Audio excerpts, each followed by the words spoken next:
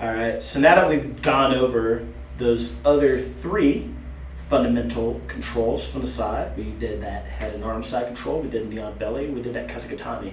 We're gonna add this next part before we start to chain them all together. Super intense. And it's just the option that has to happen. We call it north-south, right? It's basically his head's facing north, my head's facing south.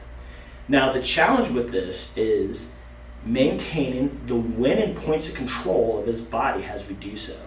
Now, from a north-south position, I'm going to be looking down towards his knees, right?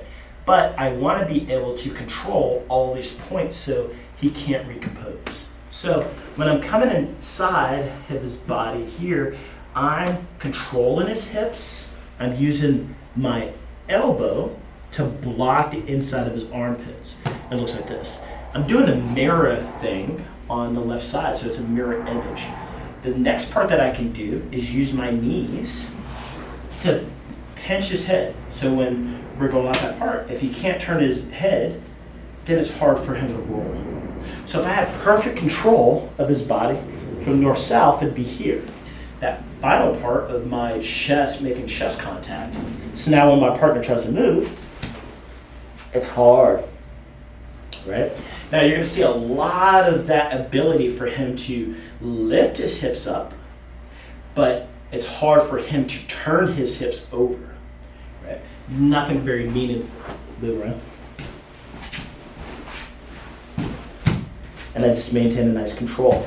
Now, so let's try to move in that. So you saw the basic positioning of my body, but are we addressing those other little small concepts that we talked about? Namely, that control of the outside tricep, the compromise of this elbow angle to get above, and one kind of gave it away with keeping his chin towards the air as we go through, right? Is there any way that we can do that? And yes, we can. So as I squeeze through, I can pull my partner's back instead of just having my bring your elbows down. Instead of just having him in here so he can actually bench press me, right? So if he had like a little bit of, I give him a little bit of angle, I can give him this. Kind of don't want that, right? So what happens if I walk, watch how I flare my elbows along the side and make good control, and I do a bench press if you can.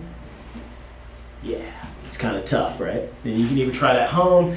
Don't try with too much weights, but if you try to do bench presses with your elbows like this, you're not going to get a lot. You can't recruit the muscles that are necessary. Watch how I did that. I slid my elbows in, and I slid them backwards and flared the elbow out. I'm actually sliding it down and flaring the elbow back. Watch. His elbows are past the plane. I'm keeping the chest down. I can even listen to him. And it's a good point to kind of make here.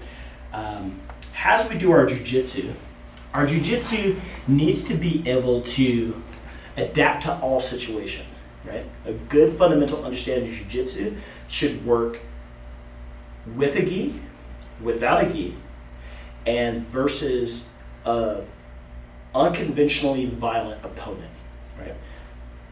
That little third area will cover you in things such as MMA or possible self-defense violent situations. You understand?